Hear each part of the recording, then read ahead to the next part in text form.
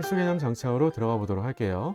자, 필수 개념 장치의 가장 첫 번째는 루이스 구조고요. 루이스 구조를 그리는 기본 방법을 기억하고 있는 게 제일 먼저 중요합니다. 그래서 루이스 구조에 관련된 부분은 다른 거 보실 필요 없겠고요. 요 지금 모식도로 그려놨던 것들만 잘 정리해서 머릿속에 담아두고 계시면 돼요. 진짜 그리는 거 아니고요. 자, 어떤 얘기야 라고 하면 가장 먼저는 기본 중에 기본이죠. 바로 중심 원자와 주변 원자를 구별한다라고 하는 것부터 시작입니다. 그 필수 개념은 어디서부터 시작이라고 하는 건 즉 전기음성도죠. 전기음성도가 큰 원자는 주변 원자에, 작은 것은 중심 원자에 둔다라고 하는 거고요. 물론 예외적으로 중심 원자에다가 전기음성도 큰 걸 두는 경우들도 있지만 그런 거는 여러분들한테 문제에서 직접 제시를 해줘요. 그러니까 주면 거기에 맞게 그리시고요. 그렇지 않은 이상에는 기본 항상 중심 원자가 전기음성도 낮은 녀석을 가지고 그린다라고 생각해 두시고, 그리고 그런 주변 원자들을 기준으로 했을 때 우리는 그 주변 원자들이 만약에 17쪽이라고 한다면 결합수를 하나로, 16쪽이라고 한다면 결합수를 2개로, 그리고 15쪽이라고 한다면 결합수를 3개로 연결해 준다라고 하는 겁니다. 이게 곧 중심과 연결하는 것만이 아닐 수도 있어서 이런 얘기를 드려요. 그러니까 이럴 때 만약에 주변 원자로서 산소가 결합이 될 거예요. 근데 산소가 중심과 결합되는 것만 있으면 중심 원자인 다른 원소하고 산소를 이중 결합을 연결해 주면 되겠지만, 산소에 만약에 수소가 더 연결이 된대요.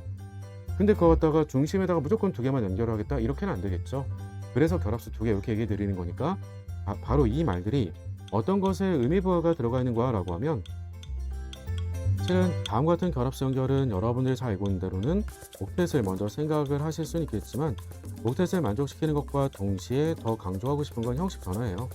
그래서 주변 원자들에 대한 형식 전화를 0으로 먼저 맞춘다라고 생각하고 연결을 해 두고요. 그리고 나면 그 덕분에 우리는 중심 원자가 결합의 전자를 사용하고 남은 전자들을 우리가 좀 체크를 해보게 될 거예요. 체크해서 남는 전자 우리가 롬표로 찍어주면 될 건데, 자, 그렇게 했을 때 우리가 그 중심 원자는 결합에 사용됐던 전자의 수가 8개 넘어갈 수도 있고 8개보다 적을 수도 있어요.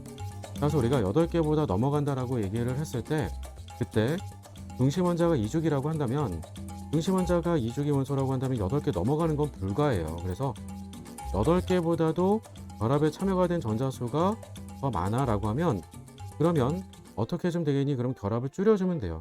결합 줄여준다라고 하는 말은 그 결합을 끊어서 주변 원자 쪽으로 넘겨준다라고 하는 거고요. 넘겨줄 때는 항상 어떤 것을 기준 넘겨주는 거야 라고 했을 때, 그 넘겨주는 것이 다음과 같이 우리가 전기음성도 큰 원자 쪽으로 항상 제일 먼저 생각하고 넘겨준다라고 생각하시면 돼요.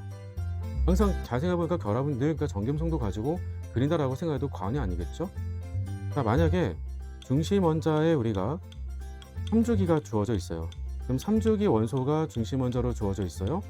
그러면 3주기니까 크게 신경 쓸 게 없겠다고 해도, 그래도 마이너스 형식 전화를 갖고 있을 경우라고 하는 것은 그렇게 썩 좋은 것만은 아닐 거예요.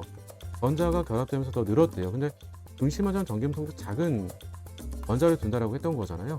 그러다 보니까 만약에 주변이 만약에 다음과 같이 15족과 16족이 결합이 되어 있고 다중 결합으로 연결이 됐다.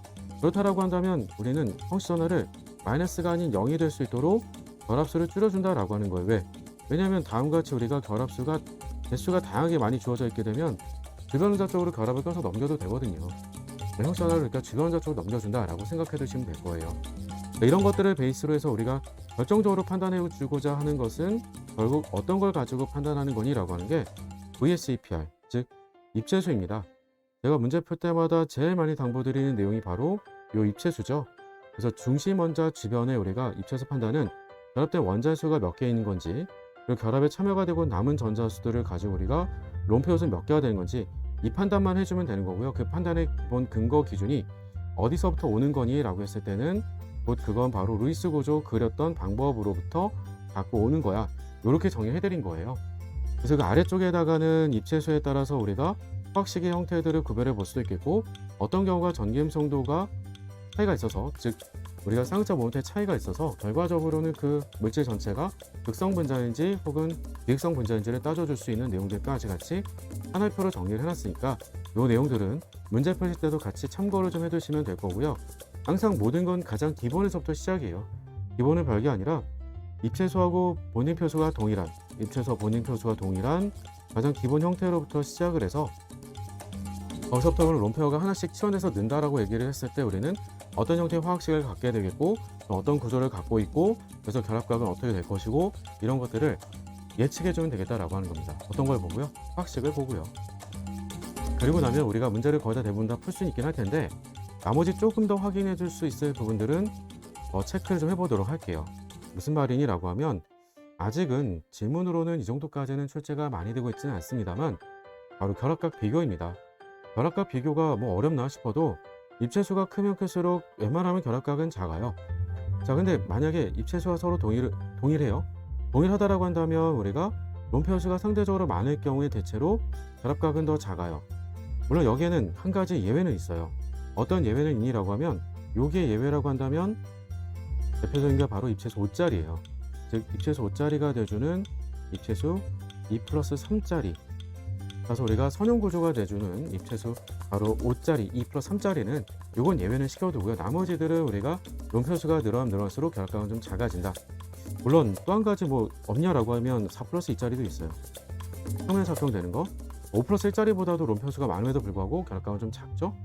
결합각 상대도 크죠? 이런 것들만 우리가 예외로 따져놓고 나머지들은 기본적으로 결합각 작다라고 두면 되겠고요. 그 다음부터는 사실은 아직까지는 출제가 되진 않았어요. 즉 롬페어수가 같고 입체수 다 같아요. 그러면 도대체 나는 어떻게 문제를 풀어야 될까라고 하는 건데 그렇다라고 한다면 우리는 결합수가 상대적으로 더 큰 쪽으로는 분명히 반발이 더 커지기 때문에 그 덕분에 우리가 결합각은 좀 작아진 것들을 생각할 수가 있겠고요. 특히 어떤 형태로 질문을 줄 수 있는 거니? 라고 하는 것은 중심 원자의 사이즈가 크면 큰 만큼 우리가 결합각이 작을 거다 정도까지는 출제가 될 거고요. 그 이상까지 해서 우리한테 주변 원자의 우리가 전김성도가 크면 그 덕분에 결합각이 더 작을 거야. 이 정도 비교하는 것까지는 조금 무리가 되긴 할 거예요. 그래서 굳이 따져준다라고 한다면 세 번째는 다음같이 중심 원자의 크기 쪽을 봐두시고요. 그리고 또 낸다라고 했을 때는 네 번째는 주변 원자의 전김성도 정도로만 생각을 해주시면 될 것 같아요. 그 이상은 크게 신경 쓸 것 같지는 않고요. 그다음에 분자의 극성에 대한 건 앞서도 얘기했지만 대칭 유무를 가지고 따져준다라고 했던 겁니다. 비대칭이면 우리가 쌍자 모타가 존재한다는 거. 그리고 혼수 오비탈에 대한 성분 비교하는 것들은 s 오비탈에 대한 비율이 갈수록 혼수 오비탈에 대한 양이 더 많아질수록 당연히 우리가 s 오비탈에 대한 비율은 줄 수밖에 없어요. 근데 그것도 비교를 비슷하게 가져갈 수 있는 것들 중 한 가지가 바로 p 오비탈 성분이 될 건데요. p 오비탈은 좀 다를 수밖에 없겠죠. 언제든 비율을 가지고 늘 따져준다라고 하는 겁니다. 그래서 가장 큰 건 sp3 혼성이 돼주겠고 p 오비탈에 대한 성분이 가장 적게 들어있다라고 할 수 있다라고 하는 것은 바로 sp3d2라던가 sp 혼성 오비탈처럼 50%만 들어있는 것도 얘기를 할 수도 있겠죠. 이 정도로 우리가 큰 틀 정도만 기본적인 것들 암기를 하고 있다면 분자 구조 그려놓은 문제들은 얼마든지 쉽게 문제를 풀 수 있을 거예요. 혹시라도 모르니까 잘 안 될 수 있는 분들은 오른쪽에 개념 체크로 넣어놨던 것들 가지고 다시 한번 꼭 훈련을 좀 해두도록 하시고요. 이제 우리는 대표 기출 문제를 통해서 다음 같은 필수 개념들을 적용시켜 보도록 할게요. 지금 시작합니다.